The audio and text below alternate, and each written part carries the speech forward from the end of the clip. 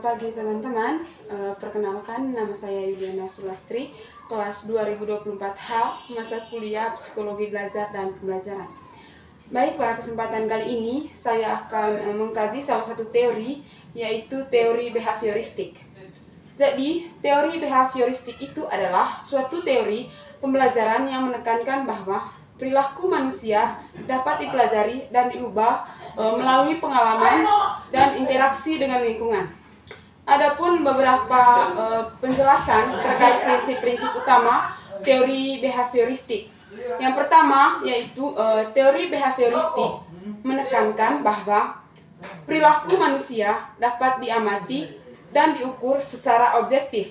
Artinya, perilaku manusia dapat dilihat dan diukur melalui tindakan yang nyata, bukan hanya melalui pikiran atau perasaan. Contohnya, seorang guru dapat mengamati perilaku siswa di kelas, seperti keaktifan dalam berdiskusi di kelas dan kemampuan menyelesaikan tugas.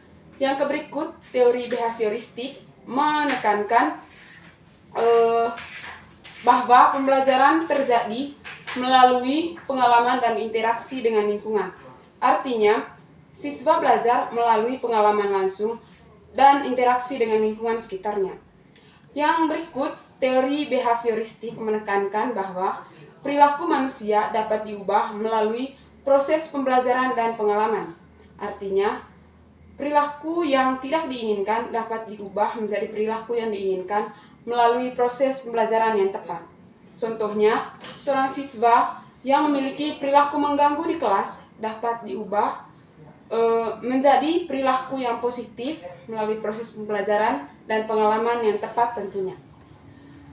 Adapun prinsip utama teori behavioristik yaitu kondisi klasik adalah suatu prinsip dalam teori behavioristik yang menekankan bahwa pembelajaran terjadi melalui asosiasi antara stimulus dan respons.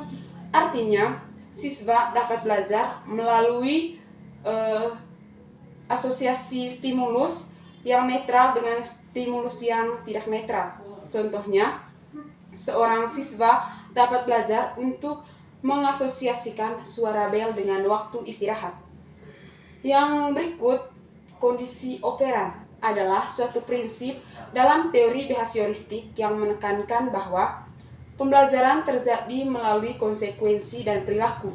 Artinya, siswa dapat belajar melalui konsekuensi yang diterima setelah melakukan perilaku tertentu. Contohnya, seorang siswa dapat belajar untuk melakukan perilaku yang diinginkan karena menerima reward atau pujian.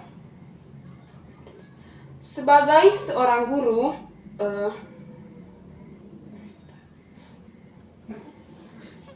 saya akan mengembangkan beberapa rencana strategis untuk meningkatkan proses pembelajaran dalam kelas dengan menerapkan konsep teori behavioristik ini.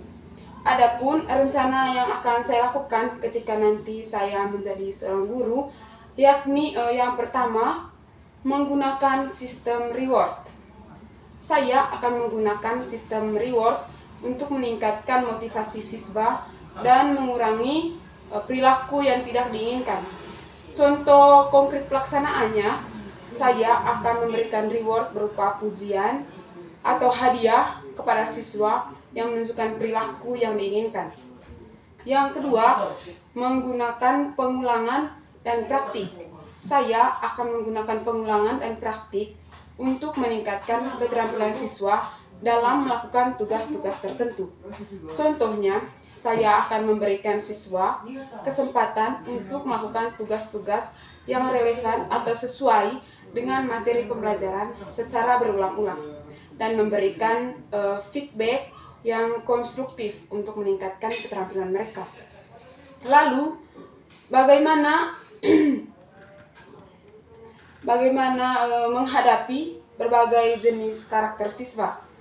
Dari segi aspek kognitif, saya akan menggunakan strategi pembelajaran yang berbasis pada teori kognitif untuk membantu siswa yang memiliki kemampuan kognitif yang berbeda-beda.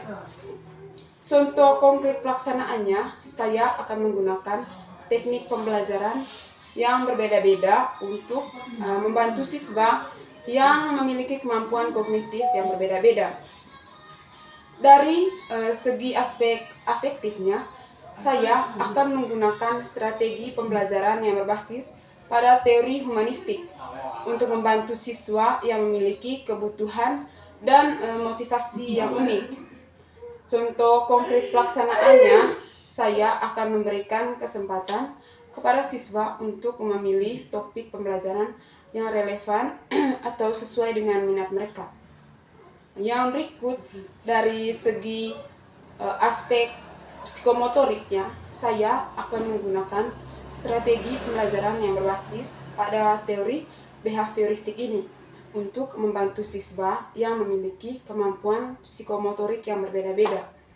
Contoh konkret pelaksanaannya, saya akan memberikan kesempatan kepada siswa untuk melakukan tugas-tugas yang sesuai dengan materi pembelajaran secara berulang-ulang. Dengan demikian, saya dapat mengembangkan rencana strategis yang efektif untuk meningkatkan proses pembelajaran dalam kelas dan menghadapi berbagai jenis karakter siswa. Sekian untuk penjelasan singkat dari saya terkait teori behavioristik.